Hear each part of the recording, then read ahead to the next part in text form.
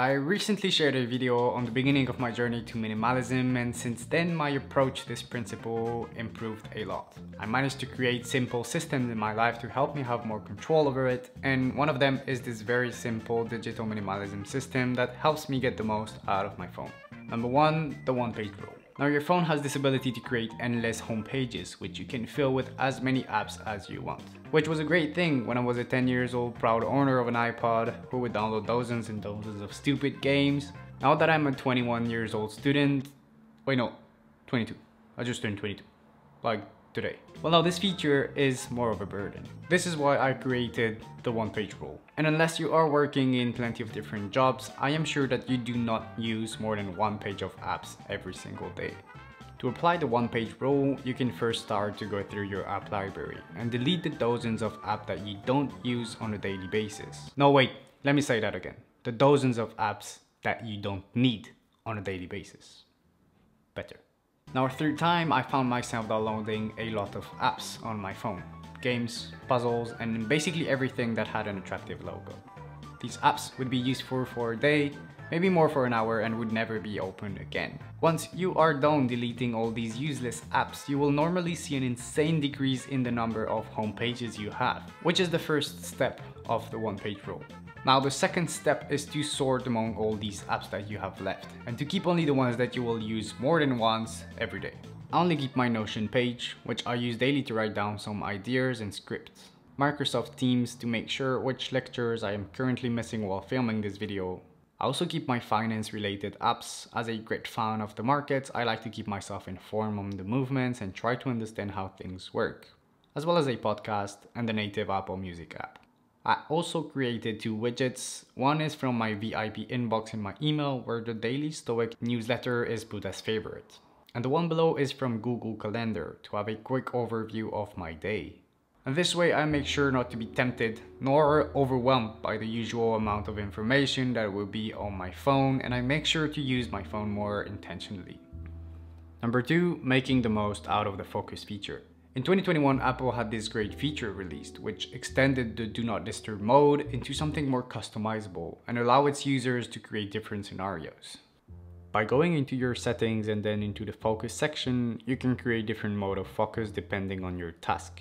I created one named Workflow, which I turn on while writing some scripts, working on YouTube videos, or when I have to study for my exams. It allows you to decide whether you want to allow text or call from selected contacts.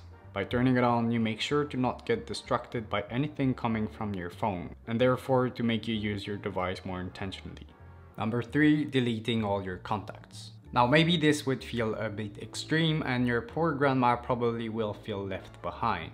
But the idea is that we can all recall this one time where we met someone, had a bit of a chat, and somehow ended up the conversation by exchanging numbers, knowing that these were your last words with this person. Now, through time, these type of events probably happened more than once, and it surely ended up in a huge contact list filled of 90% of forgotten people at this current time. The point of this step to keep it more minimal is to go through the whole list, and to decide whether or not you need to have this contact from your list. Even though it is hard, you surely should keep your girlfriend and your parents, and maybe your boss if you have one. For the rest, reconsider it. Number four, think twice about social media apps. A lot of people nowadays have social media profiles as a tool for their businesses. We've seen the rise of influencers, social media marketing agency, and a lot of different companies using Instagram, Twitter, or Facebook as a way to scale their businesses. And if this is your case, then you might want to skip to the number 5. But if it's not your case, then you might want to reconsider having these apps on your phone. If you don't use social media for any professionally related activity, then you definitely use it to scroll or to brag. In any case, you are wasting your time. Instagram is the perfect example of what we can call an infinite pool, where you allow yourself to take a break after 2 minutes of studying, and the algorithm traps you into a full afternoon of scrolling. All of these informations that get smashed into your brain is extremely overwhelming, and the results are sometimes even scarier. Some studies show that an abusive use of social media can cause memory deficit, especially the one useful to decide what information is important enough to store it into your brain and what information can be outsourced. So the main point here is to wonder why you have a social media profile and whether or not it is necessary for your life to keep going or not. If the answer is because you don't want to miss out on the latest dramas around the world, or because you want to follow the perfect holidays of your favorite influencer, then I would highly recommend you to delete these apps. But in case you do not want to delete any apps because it is too extreme for you, you can surely follow the next step. Number 5, turning off notifications. Now, what really is the main source of distraction from your phone is its constant notifications. This feature allows every single app to make sure you do not forget about coming back and keep using it.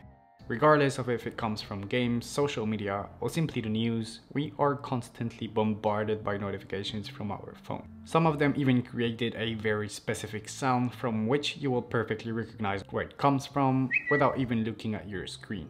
To make sure you take control back over your phone and don't get taken away from your work by any latest news, you can simply turn off all of the notifications. Now again, you might want to filter some and allow your girlfriend to text you. But for the less important apps, you can reach your settings, click on notifications and toggle it off.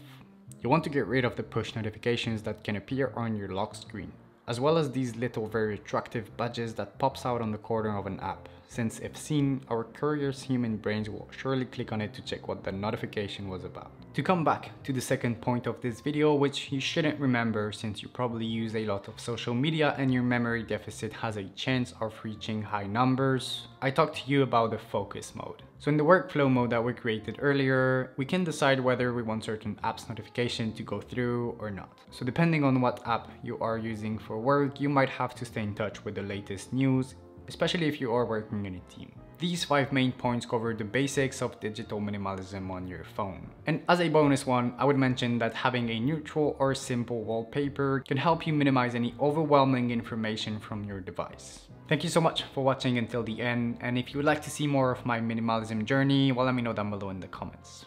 And that's it. This is the end of the video. See you in the next one.